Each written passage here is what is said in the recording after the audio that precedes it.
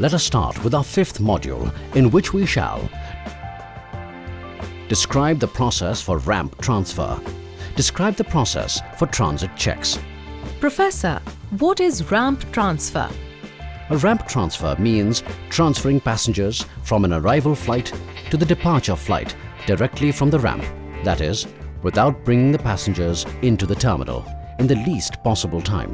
But Professor, why it is done? Ramp transfers can be done only in cases where such transfer is authorized by the Civil Aviation Security Regulatory Authority and are done when there is insufficient time for the passengers to connect from an arriving flight to a departing flight in the regular manner. Professor, are there any specific procedures for the same? Yes. The procedures to be followed for ramp transfer are as follows. Get the flight manifest well in advance. Inform security staff regarding the number of passengers to be transferred and their checked-in baggage. Once the aircraft arrives, the passengers for ramp transfer should be segregated and taken in separate coaches. Boarding cards and identity documents should be checked.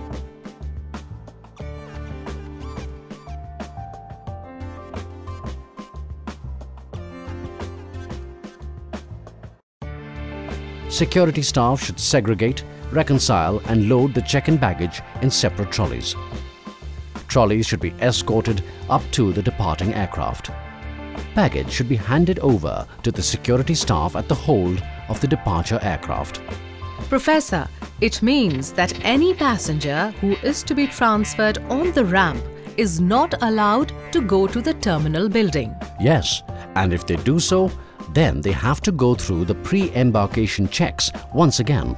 Professor, what are transit checks then?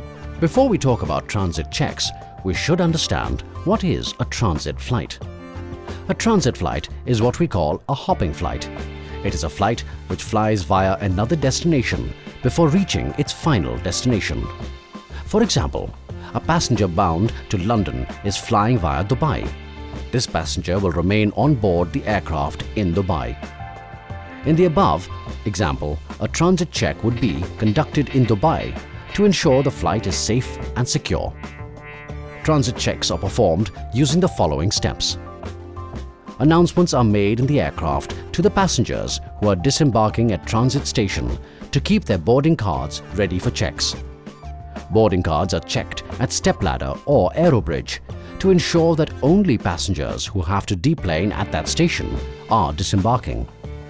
Anti-sabotage checks of aircraft are done after passengers have deplaned and cleaners have completed cleaning the aircraft. Boarding cards of passengers on board are checked. After verifying handbags with the passengers, stickers are affixed on the bags to show they have been identified. Bags which are unidentified are tagged with the unidentified sticker. Crew bags identified by crew members. Head count is verified.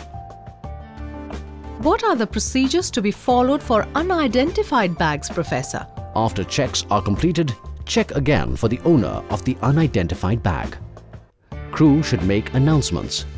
In case no one claims the bag, offload the bag. Consider it as a suspect item and follow the necessary procedure.